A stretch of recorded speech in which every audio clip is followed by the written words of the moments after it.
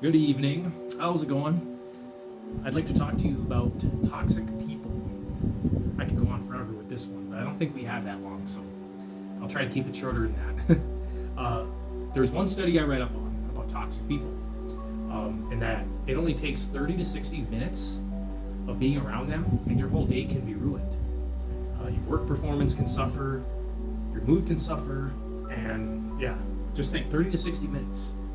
And when some of us maybe have been around a toxic person for days, weeks, months, maybe even years, just imagine how long it could take to get over that. And toxicity comes in many forms.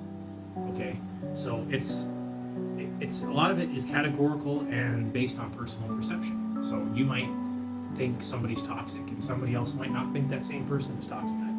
Who knows?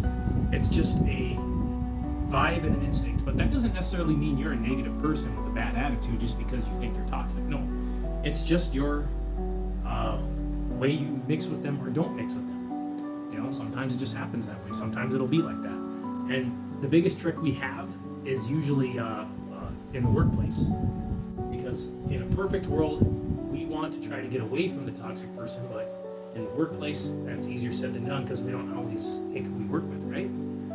And I mean, at the workplace, we're always going to put up with at least a little bit of toxicity, some BS or whatever. In the workplace, at least we're getting paid to be there, right? That's one thing. But in our personal lives, we have a lot more control over who we surround ourselves with. But a lot of us do not use that control because we feel compelled and obligated to be there for people, some people in our personal lives, like with our inner circle, because we might have certain ties to them. We go way back. And that's another example of toxicity coming in many forms. It's not just how we perceive the person or what we perceive as toxic.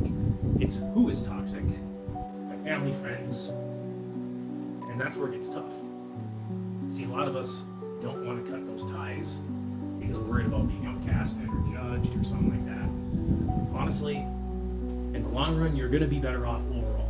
Is it going to be a perfect process? No. Is it going to be a tough decision? Probably. Is it going to be like one of the best decisions you ever made? Probably, yeah. When you start putting your foot down and purging your inner circle, you know, yeah, you might be more alone, but you're going to be happier overall because you're not going to be answering to anybody. You're going to be your own boss, okay? And it's not that you're hating them or you're not forgiving them. No, you're forgiving them, and you're still loving them from a distance if it comes down to, you know, distancing yourself. If you're subjecting yourself to that toxic relationship, what might happen is something much deeper, much more detrimental, and it'll affect your relationship with God. Because when you are surrounded by toxic people too much, you're going to develop worse self-esteem, more insecurity, and that's going to cause you to reject God's hand. Though we are not worthy to receive you, but only say the word and I shall be healed. We might not be worthy of God's grace, but we are entitled to it. It's offered to us. And it seems like if we are in a toxic relationship too long and we start to develop that bad self-esteem, we're unintentionally rejecting God's hand because we feel so down on ourselves, we feel so small.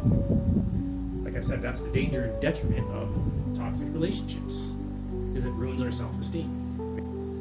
No, but when you are breaking away from that toxic relationship, when you finally have had enough and you finally put your foot down and set up those boundaries and keep your distance, the message you're sending is, God, I trust that you'll fill those voids that that toxic person left. But I do pray that they can find you and live a blessed life.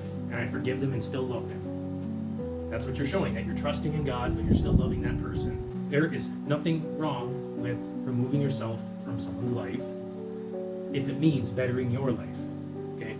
That does not make you selfish. That doesn't make you cold or savage. No, that actually makes you courageous. You have conviction, self-respect. Yeah, you really enrich yourself.